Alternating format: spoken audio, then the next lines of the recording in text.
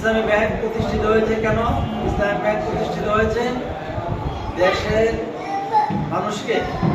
মানুষের কাছ থেকে আমানত গ্রহণ করে এই আমানত মানুষকে বিতরণ করে মানুষকে স্বাবলম্বী করা।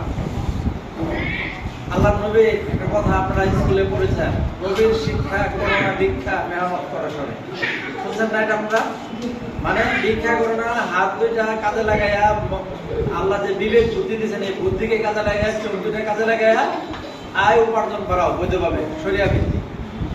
এই বিষয়টাকে সামনে রেখে ইসলামী ব্যাংক এদেশের মানুষকে স্বাবলম্বী করার জন্য, দেশের উন্নতি করার জন্য ইসলামী ব্যাংক যাত্রা শুরু করেছে, সুদ মুক্ত ব্যাংকিং ব্যবস্থা প্রবর্তনের জন্য।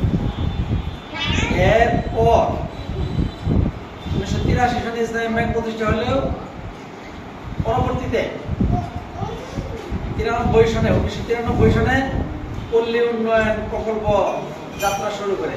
এই যে প্রকল্পের মাধ্যমে গ্রামে গ্রামে আমাদের বোনদেরকে নিয়ে সমিতি গঠন করে, কেন্দ্র গঠন করে তাদেরকে কোনো জমি জমা বন্ধক নেওয়া ছাড়াই গ্রুপ গ্যারান্টি, মানে একজনের গ্যারান্টি 4 জন, একজনের জন্য গ্যারান্টর 4 জন, এই স্বাক্ষরের ভিত্তিতে, আস্থা এবং বিশ্বাসের ভিত্তিতে আপনাদের সমাজে পল্লী উন্নয়ন প্রকল্পের কার্যক্রম ইসলামী ব্যাংক পরিচালনা করে আসছে।